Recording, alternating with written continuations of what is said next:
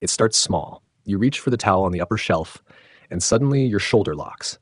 A few weeks later, it's the stairs. Your knees burn halfway up like they've aged 10 years overnight. You think maybe you slept wrong, maybe it's just stiffness. But then one day you're at the grocery store and you stop walking.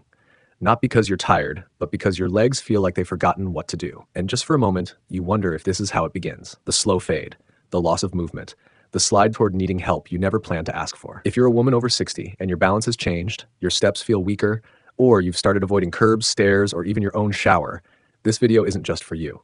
It's about you. Because here's what your doctor may not have told you. There's a silent danger that slowly steals mobility from women over 60. And it isn't arthritis. It isn't weight.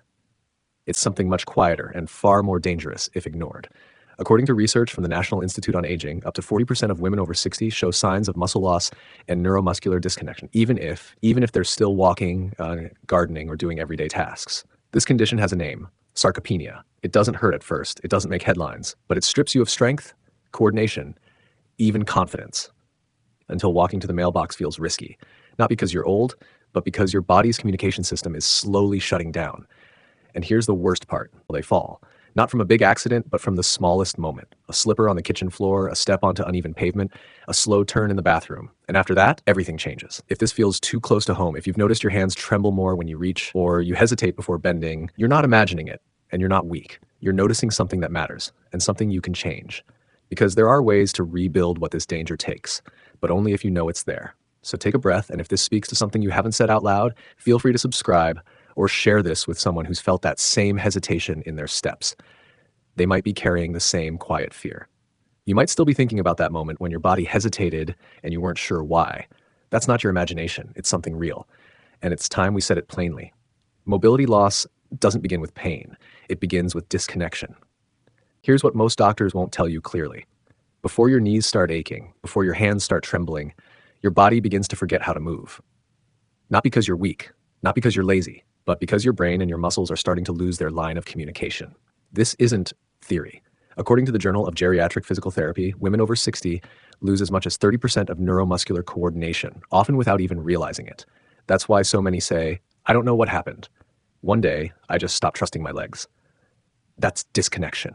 The signal between brain and body fades slowly, until one day, the body doesn't respond fast enough. So how can you tell if this is happening to you?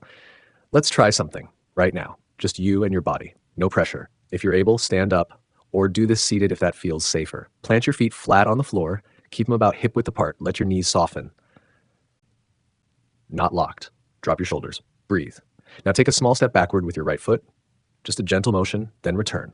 Now do the same with your left. You're not testing strength. You're listening for hesitation. You're checking if your body responds clearly, or if it takes an extra second to figure out the movement. If that felt shaky, wobbly, or your balance shifted more than you expected, that's a signal. And if it felt fine, try again. This time, gently close your eyes for just 1 second. Does your body know what to do? Or does it freeze? This isn't a trick. It's how physical therapists detect the earliest stages of functional decline before pain ever shows up. And if you felt even the slightest delay or hesitation, that's not weakness. It's not age. It's disconnection. But you can do something about it, starting now. Because here's the part most people don't realize. Once this pattern begins, it rarely stays isolated. First, it's your step. Then it's your grip. Then it's your posture. And then one day you can't stand from a chair without using your hands. That moment of hesitation, it's not weakness, it's a message. And if you felt it, chances are someone you love has too. But here's the truth most women won't say out loud, and what we'll talk about next. They feel it, but they tell no one. Most women over 60 don't talk about this. They'll mention back pain, they'll joke about forgetting names, but the moment they start losing balance or feel their body slipping out of sync, they go quiet, not because they don't notice, but because they're scared of what happens next. They're scared their family will start watching their every move, scared their doctor will write them off as declining, scared that admitting it will turn them into someone who needs permission to live their own life, so they stay silent. Even when the signs are obvious, holding onto furniture while walking across a room, sitting down more slowly than before, just to make sure nothing gives out, avoiding certain shoes, avoiding certain stairs, avoiding being alone. It's not vanity, it's not stubbornness, it's fear of being treated like glass. But silence doesn't stop the damage, it speeds it up. According to the Women's Health Initiative study, over 40% of women over 65 who experience early balance issues never report them to their primary care physician, even though these issues are among top predictors of loss of independence. Let that sink in. The body starts changing, and women keep it to themselves until it becomes a fall, and the fall becomes a fracture, and the fracture becomes a chairlift. And by then, it's no longer silent. It's permanent. Here's the harder truth. By the time most women finally say, I think something's wrong, it's not a warning sign anymore. It's a turning point. We've heard it over and over in hospitals and clinics.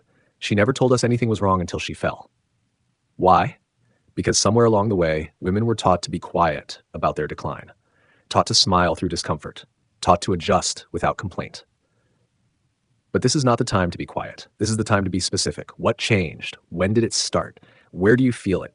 Naming it isn't weakness. It's the first step to stopping it. If you've noticed slower reflexes, stiffness when turning, or even a subtle fear of walking in the dark, speak it out loud. Tell someone. Tell your daughter. Tell your doctor. Tell yourself. Because what comes next depends on how early you're willing to act. And in the next section, we'll show you exactly how to act. Not with vague advice, not with vague hope, but with targeted, practical steps that retrain your nervous system and help you stay upright, stable, and confident. You don't have to wait for a fall to prove something's wrong. The signs are already there, and your body is asking you to listen, now. You're told to move more. Walk every day. Stay active. Use it or lose it, right? But here's what almost no one tells you once you're past 70. Some of the most common, healthy exercises are quietly tearing down your mobility. Not because movement is bad, but because the wrong movement, done without precision, can backfire fast. Let's break this down, not as a list, but as a warning most seniors never hear in time. Think about leg lifts. They seem safe. You hold the kitchen counter and lift one leg up and down, maybe 5, 10 times on each side. But after 70, your hip flexors are no longer as elastic. Your core muscles don't automatically stabilize. So instead of strengthening, you're actually tipping your pelvis, pulling your lower spine, and straining your knees without even knowing it. What starts as a little twinge can snowball into pelvic instability. Then one day, stepping out of bed, your leg gives and you have no idea why. Or take brisk walking. It sounds perfect, but factor in cracked sidewalks, unstable shoes, or even a slow reaction time. And now every fast-paced walk turns into a hidden fall risk. And here's the bigger cost. You start to lose confidence, not just in your legs, but in yourself. Once that sets in, movement becomes fear-based. You hesitate, stiffen up, stop trusting your steps, and that alone weakens your entire neuromuscular system. Even online senior workouts aren't always safe. They look gentle, but without live guidance, even a small misalignment, the wrong knee angle, a bent ankle, a twist at the waist, can grind into joints that are already vulnerable. But here's what's worse. Most women push through it. Because for decades, we were taught that pain means progress. That may work at 40, but after 70, pain isn't a badge of honor, it's a red flag. Mobility isn't built through force, it's protected through control. So before any exercise, you need one thing first: feedback.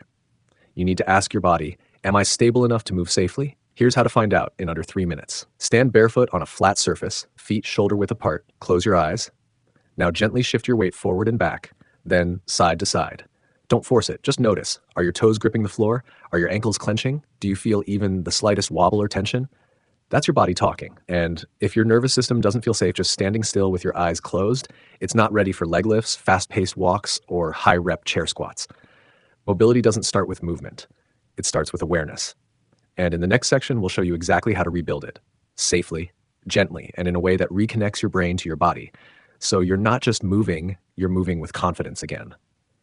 Because after 70, the goal isn't to move more, it's to move right. And it starts with learning what your body is really telling you before it breaks down. You hear it all the time after 70. Eat light, go easy on your stomach, just grab a little something. But here's the quiet truth. Eating light after 70 can quietly break your body down, not because of how much you eat, but what you're missing.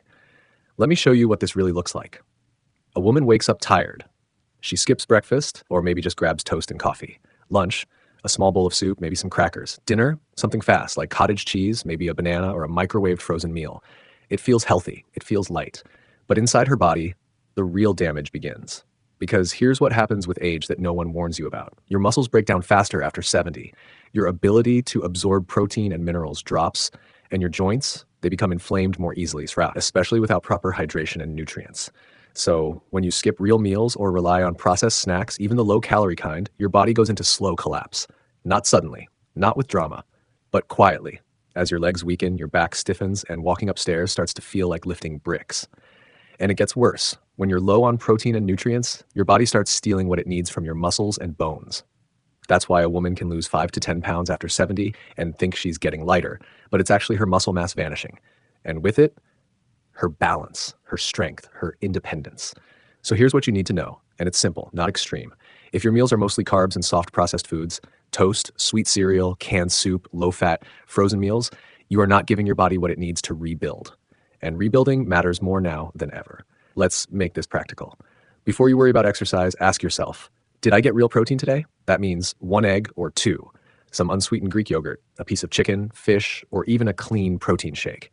Did I eat anything green today? Even a handful of spinach, some frozen peas, a slice of tomato on your sandwich. Did I drink enough water to help my joints stay lubricated? Because after 70, thirst doesn't always register, but your body still needs it. No need to count every calorie. No need to change everything overnight. But every day you eat too little or eat empty food, you're teaching your body to shrink, not grow. And if you want to walk freely, if you want to get off the floor without help, if you want to stay out of a wheelchair for good, then food is your first medicine. And right now, your muscles and joints are asking for help. Most women over 70 don't lose their ability to move from one big accident. It happens slowly, through quiet habits no one warned them about. Too much movement, done too fast, too little real food, too many mornings without water, without strength, without support. But that doesn't mean it's too late, because the damage isn't permanent, not yet. The body still responds, the nervous system still learns, and the muscles, they still rebuild when given the chance. So the answer to push harder, it's to move smarter, eat smarter, live smarter. And in the next section, we'll show you exactly how to begin. Because no matter how far things have slipped, you can still take your strength back. You don't wake up one day and realize you can't move. It starts with little things. You stop bending to reach that bottom drawer. You grab walls just to steady yourself at night. You sit more than you used to, not because you want to, but because you have to. And slowly, without realizing it, you start living around your body instead of with it. That's what this video is about. It's not to scare you. It's to wake something up inside you, because if you're over 70 and your strength, your balance, your confidence feels like it's slipping away, this isn't just aging. This is a warning sign. And if you're still watching, then maybe you're ready to take it seriously. You don't need fancy gyms. You don't need expensive supplements, but you do need a plan, one built for your body, your age, your reality. So stay with us, because in the next part of this video, we're going to show you what that plan looks like, step by step. You still have time. Let's take it back together. If you've made it this far, then you already know this isn't just about balance. It's about something deeper. It's about the quiet fear no one talks about, that one day your body won't listen to you. That one day you'll fall and not get back up the same way. That your world will shrink, not from age, but from silence, from ignoring the little signs until they become loud consequences. But here's the truth. Losing mobility isn't inevitable. It's preventable, even reversible, if you act early. If you stop doing what's normal and start doing what's right for your body. So let this be your turning point. Not tomorrow, not when things get worse, now.